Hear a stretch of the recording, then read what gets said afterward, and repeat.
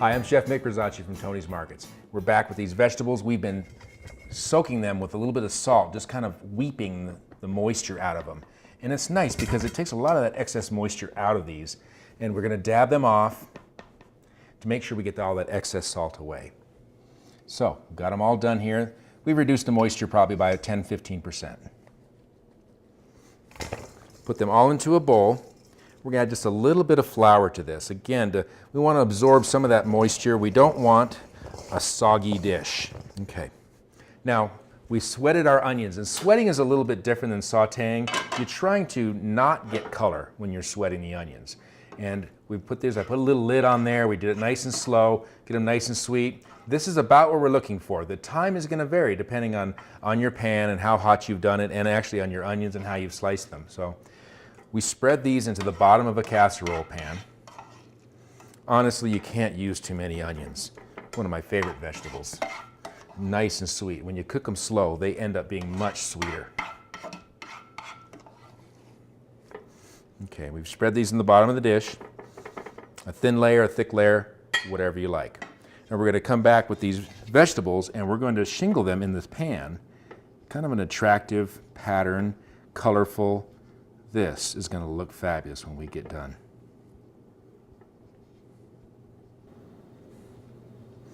Okay, we've shingled them all in the pan, kind of attractively here. You can do them as thick as you like. You can actually even do this in 2 layers and put a little Parmesan cheese and lemon zest in between them. So we've got that all in there. I've got some of these fried peppers, optional. You could just use a little bell pepper, and honestly, you could use bell pepper as one of your vegetables in here as well. Just adding for a little bit extra flavor boost, these fried peppers. We're going to give this a little bit of drizzle of olive oil. Just, there we go, a little bit slower here. Just enough to get the moisture it needs to cook and to kind of saute inside there as it goes. Alrighty. It's going to get topped with a little bit of Parmesan cheese, or a lot of Parmesan cheese. Or you can skip it altogether if you'd like. And then we've got some breadcrumbs, Italian breadcrumbs, and we put a little Parmesan in here as well, and a little bit of Italian herb, and if you wanted to put some garlic in, you could. And I've added just a little bit of olive oil just to moisten it a little bit. And that olive oil is going to help it to brown when it cooks in the oven here. So, you know what? You can't do too much. I'm going to go ahead and just put it all on top here. Now, this is going to go into the oven and roast. The time it's going to take depends on your oven, it depends on the pan, it depends on how thick you've made it. I'm going to say this is going to take about 40 minutes.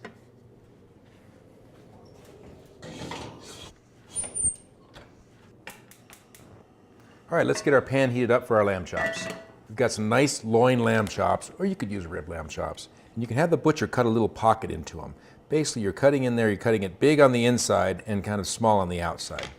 Get that opened up, just big enough for your finger. So we're going to take this blue cheese, I've got Maytag blue cheese, and we're going to roll it in breadcrumbs.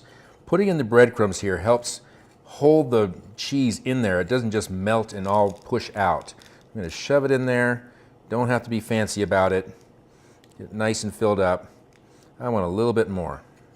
More breadcrumb, stick it in there, and we're going to try to close it up around the outside. I'm going to use my Euro crust. It's available at Tony's, but you could just use salt, pepper, you could use garlic, herbs, whatever you like. You could marinate it in an Italian dressing. That would be really nice too. Whatever flavoring you like here. So we get it rolled in there real nice. Now, these would be great on the grill, or we can do them in our grill pan here. And I'll just brown them in the grill pan. Get them browned on one side, turn them over, and then put them in the oven and finish it off. It would be great because the Tian's already in there.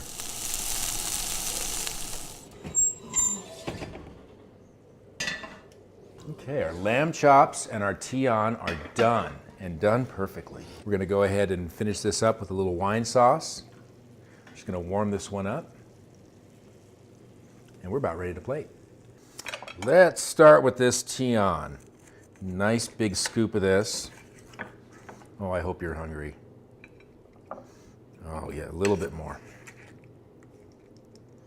Add a couple of lamb chops of this with the blue cheese. Just a little bit of a garnish. And then we're going to finish this with our wine sauce. Just a little drizzle here. Now the wine sauce would be great. Another great thing you could use is chutney or one of these Primo berry sauces, spicy berry sauce if you like. Now, all these recipes are available at digincolorado.com. Let's dig in.